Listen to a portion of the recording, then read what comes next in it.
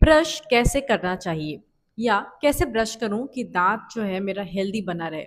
ये सवाल कोई छोटा बच्चा नहीं करता, बल्कि ये सवाल वो लोग करते हैं जिनका एज ऑलरेडी 30 से ऊपर है। 30 इयर्स के लोग, 40 इयर्स के लोग ये सवाल बहुत कॉमन पूछते हैं कि मैं रोज ब्रश करता हूँ। कई लोग ये भी बोलते हैं मैं सुबह और शाम भी ब्रश करता हूँ, बट दांतों की प्रॉब्लम क्यों होती है। हेलो एवरीवन, मेरा नाम है doctor Vidisha. Welcome back to my channel. तो आज मैं इसी ही सवाल का जवाब देने वाली हूँ कि आखिर हमें ब्रश कैसे करना चाहिए। तो जब भी हम ब्रशिंग की बात करते हैं तो जो दो चीज़ हमें इस्तेमाल करना होता है वो होता है, पहला टूथब्रश और दूसरा टूथपेस्ट। सो टूथपेस्ट के बारे में हम बाद में बात करेंगे, क्योंकि ब्रशिंग में जो सबसे ज़्यादा इंपॉर्टेंट रोल प्ले करता है वो होता है हमारा टूथब्रश। टूथब्रश को हम किस तरीके से पकड़ते हैं, टूथब्रश को हम कैसे मूव करते हैं अपने मुंह में, और कौन से टाइप का टूथब्रश हम यूज़ कर रहे हैं, ये सारा चीज़ इन्वॉल्व होता है कि हमारा दांत कितने अच्छे से हम क्लीन कर पा रहे हैं। सबसे पहले बात करते हैं टूथब्रश कौन सा यूज़ करना चाहिए। अगर मैं आपको इस पेन के थ्रू समझाऊं, टूथब्रश में दो पार्ट होता है। एक आपका हेड पार्ट होता है जिसके अंदर ब्रशेस होते हैं, ब्रिसल्स होता है, और दूसरा आपका हैंडल पार्ट होता है। हैंडल को हमें जब पकड़ना होता है तो हम इस ग्रिप से हैंडल को नहीं पकड़ेंगे। इस ग्रिप से अगर हम पकड़ते हैं तो ये जो मूवमेंट होता है वो हमारा रिस्ट मूवमेंट को अलाउ नहीं करता। हमारा जो रिस्ट मूवमेंट होता है वो अच्छे से नहीं हो पाता, बल्कि हमारा जो प्रेशर पड़ता है वो हमारे एल्बो पे पड़ता है। तो जब हम इस तरह से ब्रश करेंगे और हम प्रेशर हमारे एल्बो पे पड़ेगा तो ये जो प्रेशर होगा वो बहुत ज़्यादा होगा और ये हमारे दांत के लिए हार्मफुल होगा। हमें जब भी ब्रश करना है तो हमारा जो मूवमेंट होगा वो रिस्ट मूवमेंट होना चाहिए। हमारा जो रिस्ट मूवमेंट होगा वो लाइट होता है और इससे हमारे दांत के ऊपर ज़्यादा प्रेशर नहीं पड़ेगा।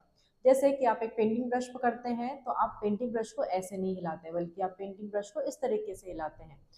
फर्स्ट पॉइंट हो गया आपका मूवमेंट। आपका मूवमेंट एल्बो पे प्रेशर लगा के नहीं, बल्कि आपका रिस्ट मूवमेंट होना चाहिए और हल्के स्ट्रोक्स होने चाहिए। दूसरा बात करते हैं हमारे जो ब्रश का हेड होता है जिसमें ब्रिसल्स होते हैं, जिसका उसका जो हेड साइज होता है वो भी बहुत इंपॉर्टेंट होता है। अगर हेड साइज बहुत बड़ा होगा, बहुत बल्कि ब्रश होगा, बहुत बड़ा ब्रश होगा, तो आपके दांत के पिछले हिस्से में सफाई नहीं कर पाएगा। अगर मैं इस टास्क के थ्रू समझाऊं तो हमारा जो आगे का हिस्सा होता है वो इजीली साफ हो जाता है, बट जो ये पीछे का हिस्सा होता है यहाँ पे हमारा गाल होता है और यहाँ से हमें ब्रश डालना होता है। अगर हेड हमारा बड़ा होगा तो हमारा ब्रश अच्छे से पीछे की तरफ नहीं पहुंच पाएगा।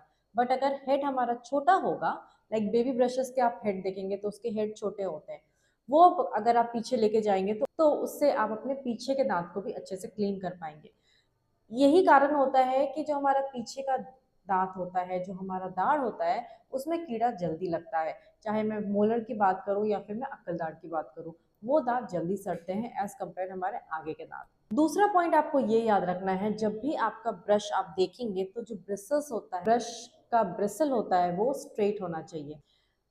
अगर आपके ब्रश का ब्रिसल मुड़ गया है, ऐसे झाड़ की तरह बन गया है, तो उसको आपको तुरंत फेंक देना है। क्योंकि जो क्लीनिंग मेथड होता है, क्योंकि क्लीनिंग तभी इफेक्टिव होगा जब आपका ब्रश ठीक होगा। अगर आपका ब्रश डैमेज है, अगर ब्रश का ब्रिसल ठीक नहीं है, तो आपका क्लीनिंग दांत का ठीक नहीं हो पाएगा। और ये जो आपके ब्रिसल्स मुड़ जाते हैं, इसका एक बड़ा रीजन ये होता है कि आप बहुत ज़्यादा प्रेशर लगा रहे हैं।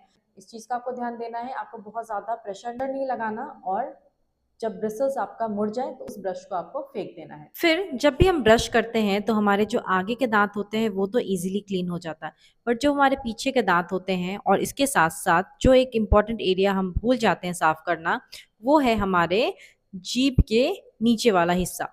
जो निचले दांतों का ये वाला हिस्सा होता है वो हम ब्रश करना भूल जाते हैं। यहाँ पे ही सबसे ज़्यादा टार्टर जमने का चांस होता है। ऐसा क्यों होता है? क्योंकि ये जो हमारा टंग के नीचे जो एरिया होता है वहाँ पे सलाइवरी ग्लैंड्स होते हैं, और ये जो सलाइवरी ग्लैंड्स होते हैं इससे लगातार थूक निकलता रहता है, और उस थूक के अंदर, उस सलाइवा के अंदर बहुत सारा कैल्शियम होता है, जैसे मैंने आपको पहले भी बताया।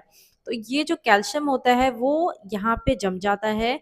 अगर हमने अच्छे से उसको क्लीन नहीं किया तो पहले सॉफ्ट प्लाक जमेगा, फिर उसके बाद वो प्लाक हार्ड हो जाएगा और एक लाइन और ब्लैक बॉर्डर आपके दांत के आसपास बन जाता है।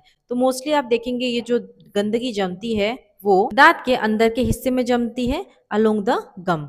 आपके मसूड़ों के लाइन के आसपास ये गंदगी जमती है। यहाँ पे भी हमें अच्छे से ब्रश करना है। तीसरी चीज जो आपको ध्यान देनी है, जब भी आप ब्रश के ऊपर टूथपेस्ट लगाते हैं तो तो आपने ऐड में देखा होगा कि एक लंबा सा लाइन आपके टूथब्रश के ऊपर लगा दिया जाता है पेस्ट का, एंड उसके बाद आप उसको ब्रश करेंगे। अगर प्रैक्टिकली आप देखेंगे, अगर आप उस तरीके से ब्रश करेंगे, तो उस सिनेरियो में, उस कंडीशन में आधे से ज्यादा पेस्ट या तो आपके सिंक में गिर जाएगा, या तो फिर वो आपके मुंह के अंदर इधर उधर फैल जाएगा। बट टूथपेस्ट का पूरा इस्तेमाल नहीं कर पाएंगे अपने दांत की सफाई के लिए। सो जब भी आपको पेस्ट लेना है, तो पेस्ट को आपको ब्रिसल के ऊपर दबा करके एंड देन निकालना है, ताकि जो टूथ पेस्ट है वो ब्रश के अंदर चला जाए। एंड उसके बाद आप उस ब्रश से जब करेंगे टूथ ब्रशिंग, तो वो पूरा पेस्ट आपके दांत के ऊपर लगेगा और अच्छे से आप टूथपेस्ट का इस्तेमाल कर पाएंगे। बहुत ज्यादा टूथपेस्ट आपको इस्तेमाल नहीं करना है, क्योंकि टूथपेस्ट के अंदर जो फ्लोराइड कंटेंट होता है वो आपके बॉडी के अंदर नहीं जाना चाहिए। इसके अलावा जब भी आप ब्रश को स्टोर करते हैं, तो हमेशा अपने वॉशरूम एरिया से एटलीस्ट 6 से 7 फीट की दूरी पे आपको रखना है। अगर आपका कंबाइंड वॉशरूम है, अगर कंबाइंड बाथरूम और लैट्रिन है, तब भी आपको टूथब्रश का जो एरिया होता है वो थोड़ा-सा आपको बाहर रखना है। आपको बाथरूम के अंदर टूथब्रश स्टोर करके नहीं रखना है। क्योंकि बहुत सारी स्टडी ऐसी देखी गई हैं जिसमें ये पाया गया है कि आपके टूथब्रश में बहुत सारे ऐसे बैक्टीरिया हार्बर करते हैं, बहुत सारे ऐसे बैक्टीरिया रहते हैं जो कि आपके कोमोड सीट पे भी मिलते हैं। सो आपको इस चीज़ का ध्यान रखना है कि ब्रश को हमेशा बाथरूम एरिया से दूर रखना है और हमेशा उसको ड्राई करके रखना है। गीला ब्रश आपको नहीं रखना है। कुछ लोग ऐसे होते हैं जो बहुत-बहुत देर तक उसको पानी में डुबा करके रखते हैं ताकि ब्रिसल सॉफ्ट हो जाए। आप ऑलरेडी सॉफ्ट ब्रिसल वाला जो ब्रश होता है वो आप यूज़ कीजिए, क्योंकि ब्रश का जो ब्रिसल होता है वो बहुत ज़्यादा सॉफ्ट भी रहेगा, तब भी वो आपका दाँत उतना अच्छे से क्लीन नहीं कर पाएगा। ब्रशिंग में सिर्फ़ दाँत को क्लीन करना शामिल नहीं है, उसमें आपके गम का मसाजिंग, आपके टंग का क्लीनिंग सब कुछ शामिल है। एंड जब ये सारा चीज़ आप फॉलो करते हैं, तब का माउथ केयर कंप्लीट होता है। वीडियो को लास्ट तक देखने के लिए thank you so much. Video अच्छी लगे तो प्लीज़ चैनल को सब्सक्राइब कर देना, वीडियो को लाइक कर देना और फ्रेंड्स और फैमिली के साथ ज़रूर शेयर करना।